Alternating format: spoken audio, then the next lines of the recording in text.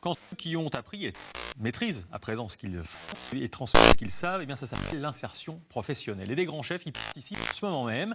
Ils mettent leur notoriété et leur savoir-faire au service de celles et ceux qui veulent s'insérer.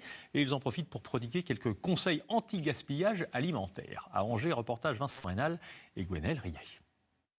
Il faut qu'on respecte chaque légume et qu'on les trouve dans cette confiture. Une jolie cuisine interne, avec dans le rôle du maître queux Pascal Favre-Danne, chef angevin, une étoile au Michelin. Sa brigade d'un savoureux mélange de bac pro cuisine 2e année et de salariés d'une association d'insertion professionnelle par la cuisine. Nous, à Resto Troc, on travaille tous les jours avec des produits de la banque alimentaire et des jardins de Cocagne. Donc nos chefs qui encadrent nos salariés en insertion, tous les jours doivent avoir des idées de recettes pour notre restaurant. Le défi du jour, mijoter à plusieurs mains des confitures à tomber par terre avec des fruits et légumes provenant d'invendus, tout mûrs.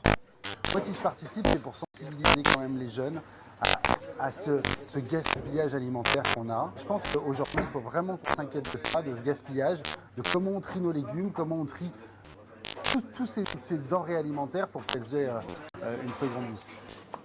Il faut qu'on ait le poids de la masse totale. Comme ça, on va savoir combien on met de sucre. Et comme ça, on va savoir combien on met de pectine aussi. Devant les fourneaux, c'est un savoureux mélange de personnalités qui savent faire. Karima est en insertion.